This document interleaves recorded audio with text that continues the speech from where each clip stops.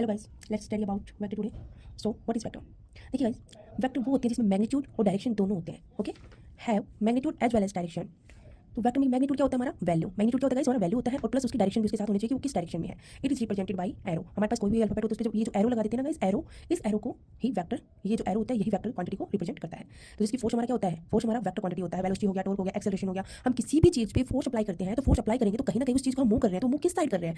East west, north south, कहाँ move कर रहे हैं उसको हमें सारी चीजें उसमें प्लस डायरेक्शन देखते हैं कि हम उसको अपने लेफ्ट कर रहे हैं, राइट कर रहे हैं, अपने फ्रंट कर रहे हैं, बैक कर रहे हैं। तो ये सारी चीजें हमें इसमें देखने को मिलती है। प्लस उसकी वैल्यू भी होती है कि हम कितना फोर्स अप्लाई कर रहे हैं, वहाँ पे कितनी वेलोसिटी कर रहे हैं। तो हर चीज की वैल्यू प्लस डायरेक्शन इसमें वेक्टर क्वांटिटी में होता है। अब बात करते हैं एडिशन ऑफ स्केलर क्वांटिटी की। तो गाइस देखिए, एडिशन ऑफ स्केलर क्वांटिटी में क्या होता है? तो ये जो स्केलर क्वांटिटी होती है, सिंपल अलजेब्रिक मेथड होता है। क्या होता है? सिंपल अलजेब्रिक मेथड होता है। जैसे हम नॉर्मल मैथ में जो भी एडिशन करते हैं, नॉर्मल एडिशन की तरह होता है। यहाँ पे एग्जांपल के लिए हम देखते हैं हमारे पास क्या है, जो मास है हमारा m1 वो हमारा 50 kg and mass m2 = 30 kg। Okay, तो हम सिंपल अलजेब्रिक मेथड यूज करेंगे। तो हमें ऐड करना है। ऐड कैसे करते हैं? हम दोनों मास को ऐड कर देंगे, हमारे पास टोटल मास आ जाएगा। क्या हो जाएगा? m1 + m2 = कितना हो जाएगा?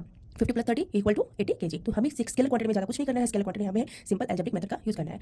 सो our next topic is addition of vector quantities. Addition vector quantities में देखो एडिशन कैसे करते हैं? तो हम लोग साइन के अकॉर्डिंग एडिशन होता है। Sign according to direction. Sign कहां से कैसे लगाएंगे? उसकी डायरेक्शन कहां है उसके अकॉर्डिंग हम साइन अप्लाई करते हैं। अब हमारे इसमें कुछ केसेस आते हैं, जैसे कि हम देखते हैं सेम डायरेक्शन। सेम डायरेक्शन देखिए, जब हमारे पास ये कोई ऑब्जेक्ट है और इस पे हम फोर्स अप्लाई कर रहे हैं, हमने F1 फोर्स इस पे 10 न्यूटन का लगाया जो कि इसी डायरेक्शन में हमारे राइट साइड में आता है। F2 जो फोर्स लगाया हमने वो भी सेम 10 न्यूटन का लगाया, वो भी हमने क्या किया? वो भी अप्लाई किया, तो हमने वो भी सेम डायरेक्शन में अप्लाई किया। दोनों ही हमने राइट साइड में अप्लाई किया। दोनों की डायरेक्शन क्या है? दोनों फोर्स की डायरेक्शन सेम है यहाँ पे। अब जब दोनों की डायरेक्शन सेम होती है, हम ऐसे पढ़ते आ रहे हैं कि जब दोनों की डायरेक्शन सेम है तो टोटल फोर्स क्या हो जाएगा? यहाँ पे दोनों को देखो, यहाँ पे एक बंदे ने फोर्स लगाया, दूसरे ने इतना फोर्स लगा रहा है। अब यहाँ पे देखो दोनों का फोर्स मिलकर क्या हो जाएगा? डबल हो जाएगा ना। तो यहाँ पे क्या हो रहा है? ऐड हो रहा है उनका, उनकी जो फोर्स की जो क्वांटिटी है वो इंक्रीज हो रही है। अब फोर्स की क्वांटिटी टोटल फोर्स निकल जाएगा। क्या हो जाएगा? यहाँ से हमारा फोर्स F1 + F2 हो जाएगा, तो यहाँ से 10 + 2 = 20 न्यूटन हो जाएगा। ओके, अब देखिए हमारे पास नेक्स्ट हमारे पास आ जाता है अपोजिट डायरेक्शन। अपोजिट डायरेक्शन, अब देखिए एक जो एक बंदा है वो फोर्स लगा रहा है हमारे राइट साइड में, एंड जो दूसरा बंदा है वही फोर्स उसके अपोजिट डायरेक्शन में अप्लाई कर रहा है उसके लेफ्ट साइड में। दोनों आमने सामने अपने फोर्स क्या कर रहे हैं? अप्लाई कर रहे हैं। अब दोनों आमने सामने होंगे तो देखो कोई भी चीज को धक्का दे रहे हैं, दो लोग खड़े हैं, एक इस चीज को इस तरफ फोर्स कर रहा है, दूसरा उसको अपोजिट साइड में उसके सामने उल्टा फोर्स कर रहा है। अब देखो चीज क्या होगा उसमें? देखो दोनों का पहले वाले में क्या होता है? दोनों ने सेम साइड फोर्स लगाया था तो वो दोनों का क्या हो गया? डबल हो गया था, जल्दी चीज मूव हो गई। लेकिन इसमें तो देखो जल्दी चीज मूव नहीं हो सकती ना, क्योंकि दोनों साइड से फोर्स लग रहा है। तो इसमें क्या हो रहा है? इसमें कुछ रेजिस्टेंस हमारा प्रोड्यूस हो रहा है। लेकिन अब देखते हैं उसको हम कैसे फाइंड आउट करेंगे। तो यहाँ पे हमारा टोटल फोर्स क्या हो जाएगा? फोर्स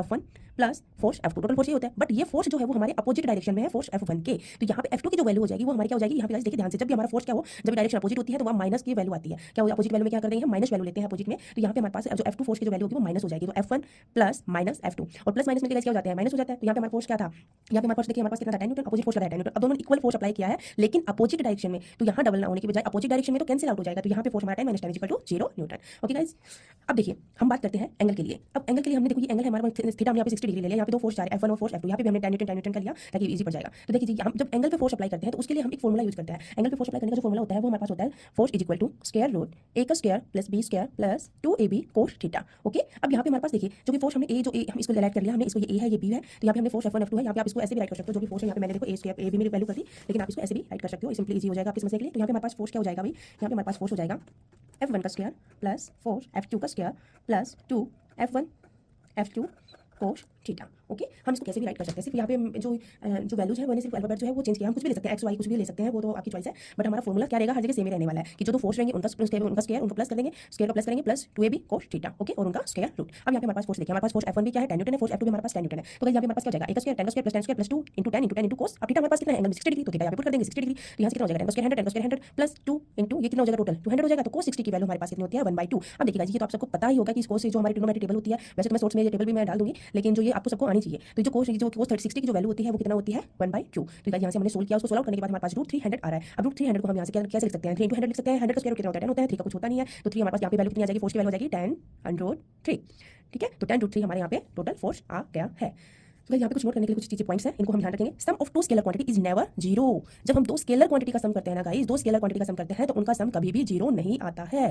ठीक है, क्योंकि स्केलर क्वांटिटी में डायरेक्शन नहीं होती है, ओनली मैग्नीट्यूड होता है। जहाँ डायरेक्शन सिर्फ वेक्टर क्वांटिटी में होते हैं तो उसमें माइनस की तो कोई वैल्यू आएगी नहीं। अब माइनस की वैल्यू नहीं आएगी तो सारी मतलब कोई हर जो भी वैल्यू रहेगी वो सारी की सारी वैल्यू हमारी पॉजिटिव रहेगी। पॉजिटिव रहेगी तो उसका सीधी सी बात है कि कोई पॉजिटिव आंसर आने वाला है, तो 0 का तो कोई वहाँ पे मीनिंग होता ही नहीं है। तो sum of two scalar quantity is never 0। तो ये क्वेश्चन देखिए आपके कॉम्पिटिशन एग्जाम में काफी पूछ लिया जाता है। ये इजी क्वेश्चन में ही हम मार्क्स कटवा लेते हैं। तो ये हमें बेसिक से, मैंने आपको पहले बताया कि हम बेसिक से स्टार्ट करेंगे और हाई लेवल तक जाएंगे। बिल्कुल हाई लेवल, बिल्कुल पेशेंस के साथ आपको लेके जाऊंगी, बस आपको पेशेंस रखना है। मैं बिल्कुल आपका टाइम वेस्ट नहीं करना चाहती, मैं वही चीजें आपको स्टडी कराऊंगी जो आपके एग्जाम के पॉइंट ऑफ व्यू से होंगी। ओके गाइस, देखिए हमारा सेकंड पॉइंट होने वाला है sum of vector quantities. Sum of vector quantities force is never negative. अब देखिए जब हम वेक्टर क्वांटिटीज के अंदर सम करते हैं तो उसमें जो फोर्स होता है ना वो कभी भी नेगेटिव नहीं होता, क्योंकि देखो फोर्स जो होगा ना वो कभी भी नेगेटिव नहीं आएगा। हाँ 0 आ सकता है लेकिन नेगेटिव फोर्स कभी नहीं आएगा। When applied at any random angle, जब हम उसको किसी भी रैंडम एंगल पे अप्लाई करते हैं तो कभी भी फोर्स हमारा क्या नहीं आएगा? नेगेटिव नहीं आएगा। ओके, अब हमारे पास कुछ यहाँ पे कुछ लाज है, laws of vector addition. Vector addition में कुछ लाज होते हैं वो देखेंगे। हम बात करते हैं ट्रायंगल की। अब जब हम ट्रायंगल की बात करते हैं तो ट्रायंगल में हमारे पास कौन सा लाज लगता है? टेल टू हेड वाला। टेल टू हेड वाला पैरेलल, ये सिंपल आपसे ऐसे पूछ जाएंगे। पैरेललोग्राम में अगर आप पूछे तो टेल टू टेल होता है। पैरेललोग्राम में क्या होता है? टेल टू टेल होगा। पॉलीगन ला की अगर हम बात करते हैं तो टेल टू हेड होगा। ओके, अब हम बात करते हैं टाइप्स ऑफ वेक्टर। अब वेक्टर देखिए कई मैनी टाइप्स के होते हैं, equal vector, negative vector, position vector, displacement vector, free vector, बहुत सारे वेक्टर होते हैं। तो हम देखते हैं कि वेक्टर होते क्या हैं, जिनके बारे में थोड़ा सा पता होना चाहिए, इसलिए हम इनका बेसिक थोड़ा सा देख लेते हैं। तो equal vector, what is equal vector? Equal magnitude and direction of vector is the same, जहां पे मैग्नीट्यूड भी सेम होता है प्लस उसकी डायरेक्शन भी सेम होती है, वो इक्वल वेक्टर कहते हैं। इक्वल वेक्टर में देखो आपने मतलब वैल्यू भी सेम होनी चाहिए और उसकी डायरेक्शन भी क्या होनी चाहिए, सेम होनी चाहिए direction,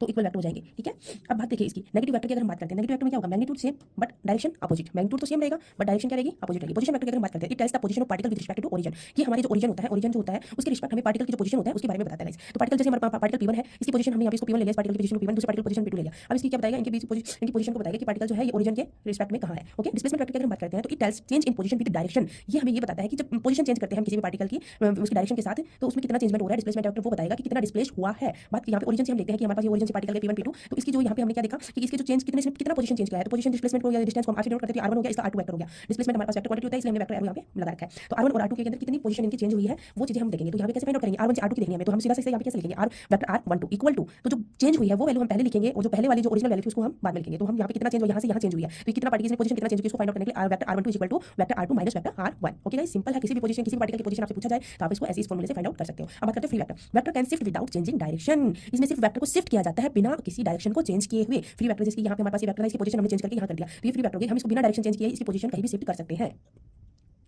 so our next topic is unit vector. तो देखिए यूनिट वेक्टर क्या होता है, what is unit vector? Vector whose magnitude is 1, वो वेक्टर जिसकी वैल्यू क्या रहे 1 जिसकी वैल्यू 1 रहेगी वो हम उसको क्या बोलते हैं, यूनिट वेक्टर। यूनिट का मतलब ही गाइस 1 होता है, तो यूनिट जिसकी मैग्नीट्यूड कितना रहे 1 रहे उसको बोला जाएगा unit vector. It's used to provide direction to physical quantity. इसकी ये जो यूनिट वेक्टर होता है इसका यूज हम क्यों करते हैं, इसका यूज हम करते हैं डायरेक्शन प्रोवाइड कराने के लिए, जो भी फिजिकल क्वांटिटी होती है उनको डायरेक्शन प्रोवाइड कराने के लिए हम यूनिट वेक्टर का यूज करते हैं। इट्स रिप्रेजेंटेड बाय ए, इस ए के सिर के ऊपर, इसके हेड के ऊपर हम कैप लगा देते हैं जिसको ही यूनिट वेक्टर बोला जाता है। ओके गाइस, इसी को यूनिट वेक्टर कहते हैं। गाइस अब देखिए यहाँ पे A unit vector is equal to क्या होता है, जो वेक्टर होगा, जो वेक्टर हमें गिवन होगा वो vector upon magnitude of that vector. हम क्या करेंगे, हमें जो वेक्टर गिवन है उस वेक्टर को रिटर्न करेंगे अपॉन वो जो वेक्टर है उसका मैग्नीट्यूड कितना है उससे हम इसको डिवाइड कर देंगे वेक्टर को, तो यहाँ से उसकी यूनिट वैल्यू यूनिट वेक्टर हमारा निकल आएगा। तो ए मैग्नीट्यूड ऑफ ए वेक्टर, इसको हम क्या बोलेंगे, मैग्नीट्यूड ऑफ वेक्टर। ओके, तो magnitude of vector can never be negative. देखो जहां भी मैग्नीट्यूड लग जाता है, मैग्नीट्यूड किसको बोल रहे हैं हम यहाँ पे, ये देखिए हमारे पास मैग्नीट्यूड हमने इसको बोला, हमारे पास ये क्या है ए वेक्टर, यहाँ पे देखिए ए वेक्टर है, तो ए वेक्टर के अगर हमें ये देखो दो इसके आसपास आपको ये लगा दिया हमने डंडे, इन्हीं दोनों लाइंस को, इन्हीं दोनों जो डंडे हमने लगाए इन्हीं को ही मैग्नीट्यूड बोला जाता है। तो जहां पे भी मैग्नीट्यूड लग जाता है गाइस उसकी वैल्यू कभी भी जीरो नहीं हो सकती। ओके, उसकी वैल्यू कभी भी जीरो नहीं हो सकती, उसकी वैल्यू सॉरी उसकी वैल्यू नेगेटिव नहीं हो सकती, कभी भी उसकी वैल्यू सिर्फ पॉजिटिव ही आएगी। क्या आएगी, उसकी वैल्यू सिर्फ पॉजिटिव आएगी, बाय मिस्टेक जीरो निकल गया था बट उसकी वैल्यू क्या रहेगी, हमेशा पॉजिटिव रहेगी। मैग्नीट्यूड का मतलब है पॉजिटिव वैल्यू होता है, कभी भी नेगेटिव वैल्यू यहाँ पे नहीं आएगी। अब यहाँ पे देखिए मैग्नीट्यूड निकालेंगे कैसे, अब हमारे पास जो डायरेक्शन होती है एक्स वाई एंड जेड, उसकी हमारे पास कुछ वैल्यू होती है वेक्टर में गिवन होती है, तो उसको हम क्या करेंगे, उनके स्क्वायर का सम करके उसका रूट कर देंगे, under root of X square plus Y square plus Z square, इससे हमारे पास उस वेक्टर का क्या आ जाएगा, मैग्नीट्यूड आ जाएगा। फॉर एग्जांपल हमारे पास क्या है, ए वेक्टर गिवन है 2i + 4j - 3k, B vector हमारे पास यहाँ पे गिवन है 2i + 2j + 1k। ओके, अब हमसे ये पूछा जाए कि फाइंड यूनिट वेक्टर अलोंग एक vector A plus vector B, तो यहाँ पे देखिए हम कैसे फाइंड आउट करेंगे, हम अगर इसे सिंपली अगर हमसे पूछ लेता तो हम सिंपली इसको vector A plus vector B से, तो लेकिन हमें यहाँ पे एडिशन वगैरह कुछ भी नहीं पूछा गया, हमें सिर्फ यूनिट वेक्टर पूछा गया, तो यूनिट वेक्टर का फॉर्मूला हम यहाँ पे सेम अप्लाई करेंगे। तो यूनिट वेक्टर का फॉर्मूला अभी हमने देखा कि ए वेक्टर जो ए यूनिट वेक्टर इक्वल क्या होता है, vector A upon magnitude of vector A, तो हमें यहाँ पे ए प्लस बी का पूछा है, तो हम सीधा क्या लिखेंगे, ए की जगह हम यहाँ पे ए प्लस बी क्या कर देंगे,